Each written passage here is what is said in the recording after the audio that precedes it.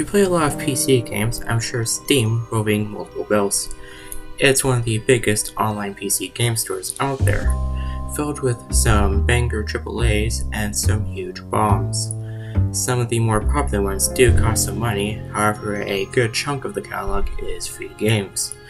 Some of these freebies range from good to bad, but some of these games are hidden gems, and in my opinion, Shadow Burglar is one of those games. This is a stealth game and a student project developed by Ghostly Productions and published by Uquat, exclusively on Steam in 2022.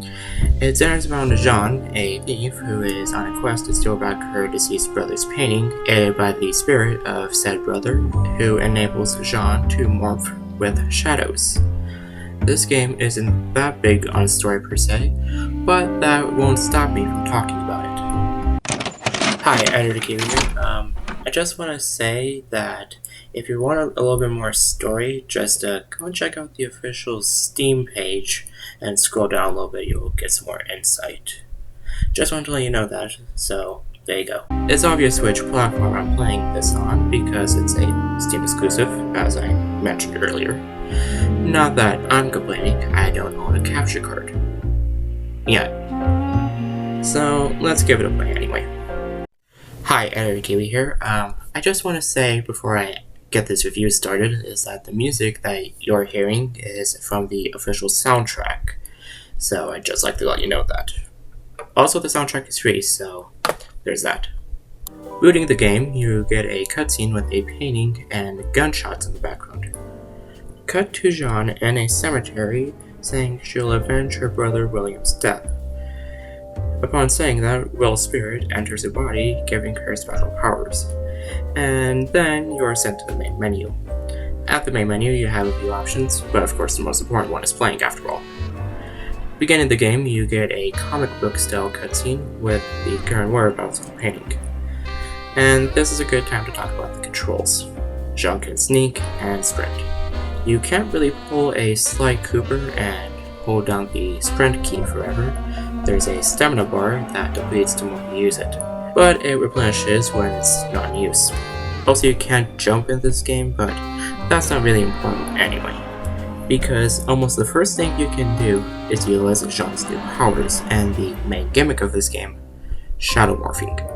When there isn't a light source, Jean becomes a shadow ball that can jump from these special points throughout the game or crawl through air ducts with ease.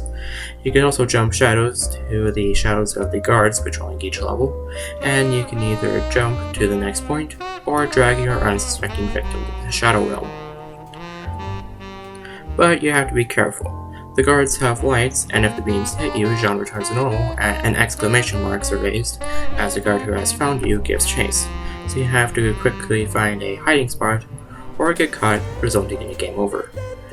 Aside from shadow abilities, you sometimes have to do something like move a cart to create a shadow, turn off the lights, or distract a guard with a phonograph. This game makes you think about your strategies. Also, I'd like to talk about the art style of this game. It's pretty beautiful in my opinion, and in my eyes, it's a combination between a film noir style mixed with Arsène Lupin, if you know who that is. I like it. And not to mention the music, it has a jazzy style, which I enjoy, ranging from calm and mellow to Mission Impossible levels on a dime. Now, let's talk about the levels, of which there are 3. Yes, 3 total. Ranging from a train station to the cargo hold of a ship and to the suites of said ship, and thus this effectively makes this game a very short one. And it's in the second level where you get Jean and William talking about the afterlife and stuff like that. Also in the second level where you can find 3 out of 4 total collectibles that give some dialogue of Jean and Will really to sing about when he was alive. Also, you can get an achievement for collecting each one, as well as collecting all of them. Anyway, there isn't much to talk about now, since I talked about pretty much everything. Wait a minute, let me retract my statement real quick. At the beginning of the third level, you can find a camera that acts as the final collectible. Now that is everything. Let's get to the ending now. So you're almost at the painting. It's just one hallway ahead, but then some guards spot you, and this is pretty much the only time in this game where you are actually required to run. So you get the painting, you make a quick getaway, and the collector, I guess, is off to Boston, paintingless. And the last picture we see before the credits is the painting being hung up with its rightful owner. And that is the end. After the credits roll, Jean is out Roll's grave again as she says her last goodbyes, and now you have completed the game. Now you could stop there and call it a day, or you can be like me and complete every achievement. I mentioned the collectible ones, but you get achievements for learning the shadows, distracting, being the first and second levels, beating game undetected, killing 10 guards in one go, or not killing any guards at all.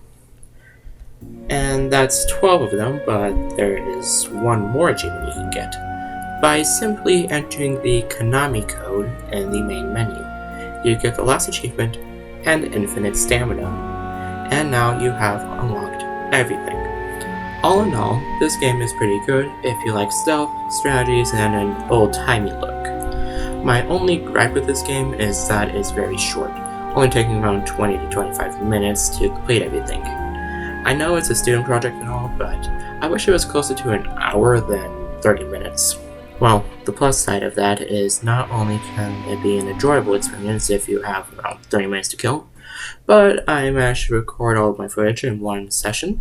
In contrast to doing 30 to 45 minute sessions over the span of around a month, resulting in 18 entire video files. Not that RZ is bad in any way, I love that game to death. But another perk about this game being short is that my script for this review is 1/3 pages in Arial 11 with no double spacing. But in conclusion, Shadow Burglar is a short but sweet game that is criminally underrated. Yes, I did have to do that, and I'm sorry for it being too corny. So if you're looking for a quick game to pass the time, give this game a shot, and that is pretty much all I have, so thanks for watching.